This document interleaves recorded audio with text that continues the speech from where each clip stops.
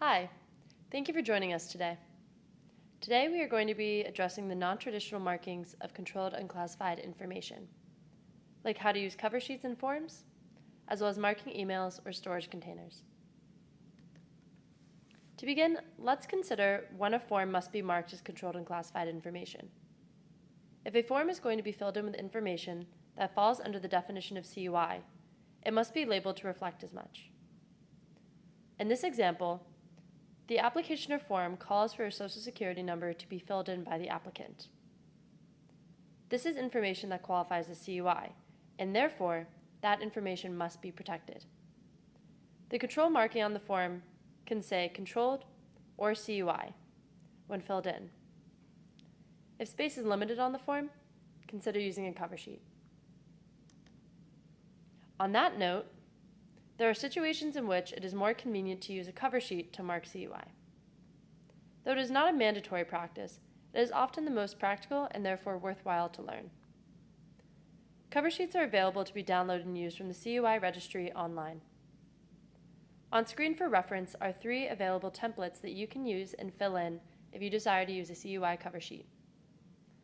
Optional forms 902 and 903 can be used to convey any categories or subcategories, as well as any special handling information. Frequently, documents are shared between 2 parties that will contain CUI. To ensure that the receiving party properly handles CUI, transmittal documents must be marked to reflect as much.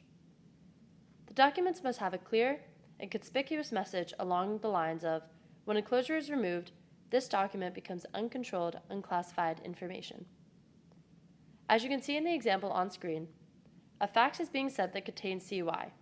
However, the first page of the fax also indicates the presence of CUI in an obvious manner. In our modern workplaces, it is often most convenient to store CUI by electronic means, such as a flash drive or CD-ROM. However, in these cases, there must still be a marking that clearly and conspicuously denotes the presence of CUI.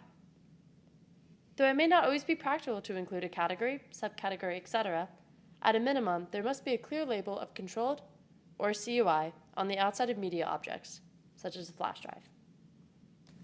In the electronic environment, there are often situations in which CUI cannot be marked. If a file is stored and accessed on a computer system, it cannot be marked physically as a CD-ROM or flash drive would. In these cases, an access banner or splash screen can be used to alert users to the presence of CUI contained within the system or application. Much like electronic forms of storage, physical storage spaces such as file cabinets or boxes may also have a label which clearly denotes the presence of CUI. Again, it isn't always possible to include the subcategory or dissemination controls. However, it is permissible to place signage conspicuously on the outside of the storage area that indicates the presence of CUI. If there exists a bulk of CUI material falling under the same controls, they do not need to be marked individually, but rather can be marked in the aggregate.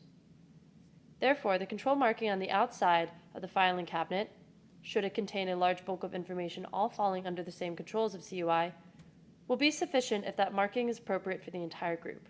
When sharing CUI by physical means, that is to say by shipping or mailing, it is important to take steps to ensure that only authorized users will receive the CUI package. This means that it should be very clearly marked for the recipient and only for the recipient by individual name if applicable.